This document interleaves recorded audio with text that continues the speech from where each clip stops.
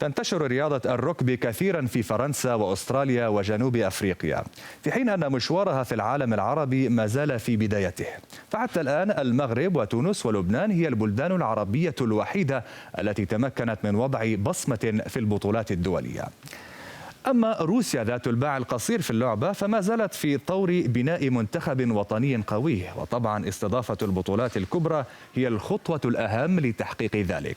منافسات كأس العالم للركبي 7 استمرت ل3 أيام في استاد لوجنيكي في موسكو. إليكم التفاصيل.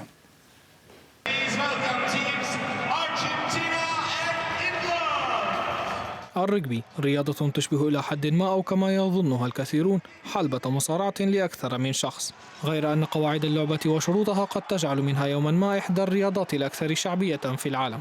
استاد لوجنيكي في موسكو احتضن في الأيام الماضية منافسات كأس العالم للرجبي السيفنز. الحقيقة المستوى المنتخب التونسي ما كانش خايب على الآخر، لعبنا ما قصروش البلاد الكل، فما حاولنا باش نلعبوا ونربحوا ونوريو الوجه حقيقي مع الرجبي العربي، وهذاك اللي وصلنا له.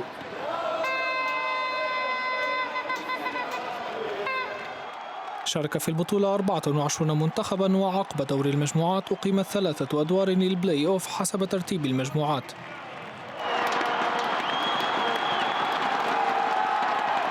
وفازت روسيا بلقب الفئة الثالثة أي متذيلي المجموعات بعد فوزها على اليابان في النهائي، في حين توجت نيوزيلندا بلقب الفئة الأولى بعد تخطيها بريطانيا ب33 نقطة مقابل لا شيء. أمر رائع أن تفوز على أرضك وأمام هذا التجمع من الجماهير العريضة، جميعهم حضروا إلى هنا ل3 أيام، دعمونا بقوة. في اليوم الأول كانت نتائجنا مخيبة، ولكن عرفنا أن بإمكاننا تقديم شيء ما. وعند السيدات احتلت روسيا صدارة مجموعتها الرابعة لتهزم لاحقا أمام المنتخب الكندي في ربع نهائي البلاي أوف، في حين توجت نيوزيلندا أيضا بلقب الفئة الأولى للسيدات على حساب المنتخب الكندي. مستوى المباراة كان جيدا جدا، ليس من السهل اللعب ضد روسيا. وانطلقت أول بطولة للعالم للركبي 7 في عام 93 في اسكتلندا، وتعتبر الأخيرة ودولة جزر الفيجي الوحيدتين الحاصلتين على اللقب مرتين.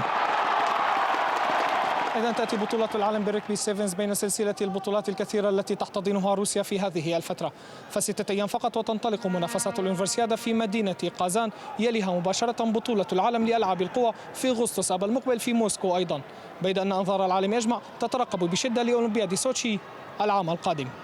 اسماعيل عبد الله من استاد لوجنيكي في موسكو، رياض 26.